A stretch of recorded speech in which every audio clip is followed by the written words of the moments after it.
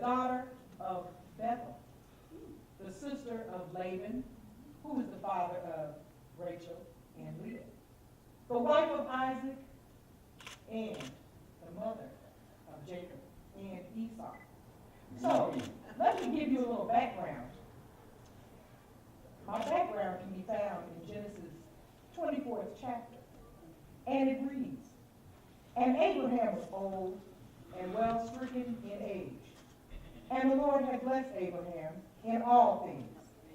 And Abraham said unto his eldest servant of his house, that ruled over all that he had, Put, I pray thee, thy hand under my thigh. And I will make thee swear by the Lord, the God of heaven and the God of earth, that thou shalt not take a wife unto my son of the daughters of the Canaanites among whom I dwell. But thou shalt go unto my country and to my kindred, and take a wife unto my son Isaac. And the servant said unto him, Peradventure the woman will not be willing to follow me unto this land. Must I needs bring thy son unto the land from whence thou camest? And Abraham said unto him, Be well, thou art that thou bring not my son thither again. The Lord God of heaven, which took me from my father's house, and from the land of my kindred, which spake unto me, and that sware unto me, saying, Unto thy seed I will give this land, and he shall send his angel before thee, and thou shalt take a wife unto my son from thence. And if a woman will not be willing to follow thee, then thou shalt be cleared from this my oath. Only bring not my son thither again. And the servant put his hand under the thigh of Abraham, his master, and sware to him concerning this matter. And the servant took 10 camels, and of the camels of his master, and departed. For all the goods of his master were in his hand. And he arose and went to Mesopotamia unto the city of Namar. And he made his camels to kneel down without the city by a well of water at the time of the evening, even the time that women go out to draw water. And he said, O Lord God of my master Abraham, I pray thee, send me good speed this day, and shew kindness unto my master Abraham. Behold, I stand here by the well of water, and the daughters of the men of the city come out to draw water. And let it come to pass that the damsel to whom I shall say, Let down thy pitcher, I pray thee, that I may drink. And she shall say, Drink, and I will give thy camels drink also. Let the same be she that thou hast appointed for thy servant Isaac, and therefore thereby shall I know that thou hast showed kindness unto my master. And it came to pass, before he had done speaking that, behold, me, Rebekah, came out, who was born to Bethel, son of Milcah, the wife of Nahor, Abraham's brother, and with my picture upon my shoulder. And the damsel was very fair to look upon, a virgin, neither had any man known her, and she went down to the well and filled her pitcher and came up. And the servant ran to meet her and said, Let me, I pray thee, drink a little water of thy pitcher. And she said, Drink, my lord. And she hasted and let down her pitcher upon her hand and gave him drink. And when she had done giving him drink, she said, I will draw water for the camels also, until they are done drinking. And she hasted and emptied her pitcher into the trough, and ran again unto the well to draw water, and drew for all his camels. And the man, wondering at her, held his peace, to wit, whether the Lord had made his journey a prosperous one or not.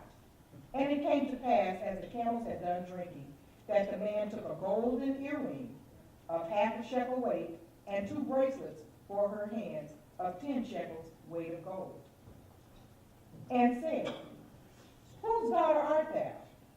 Tell me, I pray thee, is there room in thy father's house for us to lodge in? She said unto him, I am the daughter of Bethel, the son of Melchi, which she bare unto Nahor. She said moreover unto him, We have straw and provender enough, and room in the lodge. And the man bowed down his head and worshipped the Lord. And he said, Blessed be the Lord God of my master Abraham, who hath not left destitute my master of his mercy and truth. I being in the way, the Lord led me to the house of my master's brethren. And the damsel ran and told them of her mother's house these things. So now you have a little bit of background on Rebekah and how she was discovered. Well, Isaac was about 40 years old when he and Rebekah married. They prayed and prayed faithfully unto the Lord for them to be able to have children. Unfortunately, it took longer than most. But after 20 years of marriage, Rebekah conceived a child. Throughout her pregnancy was very, very, very uncomfortable. And she prayed and she asked God, why is this pregnancy so uncomfortable and so painful? Well, it was prophesied to her that her son Esau, which she was carrying, each time that she walked past the house of idolatry, Esau was fighting to get out of her womb. Her son Jacob, each time she walked past the house of Torah or the house of study, Jacob was struggling to try and get out of her womb. The prophets told her that these twins would be fighting all of their lives. They would fight amongst each other. And in the end, the older of the twins would have to serve the younger of the twins. Now, Esau was known as a hunter. He was born with very hairy body, and he was always found in the house of idolatry. Jacob, on the other hand, was smooth-skinned and can always be found studying. Of the two, Esau was Isaac's favorite because he was of the hunter type. He was always out busy working to get food. Now, me, on the other hand, Jacob was my favorite child. Well, it came that when Abraham died, my favorite son Jacob, he prepared what we call a red stew. He prepared this for his father because this was a meal that they ate during a time of mourning. Now, Esau had been out hunting, and when he returned home, he was hungry. So he asked his brother Jacob if he would please share of his stew that he had made for his father. Well, Jacob says, well, I'll make a deal with you. I will share and give you of the stew. But you must promise that in turn for the stew, you give me your birthright. Esau, in his hungry state, he agreed to this. Well, my husband, Isaac, was blessed to see many years, over 180 years. But he did become blind, and his eyesight was not good anymore. He sent Esau out to the fields to hunt and trap so that he could come back and cook food. And then he would be able to bless Esau with his birthright. Well, I don't want Esau to get birthright. Birthright belongs to Jacob because Jacob is my favorite son.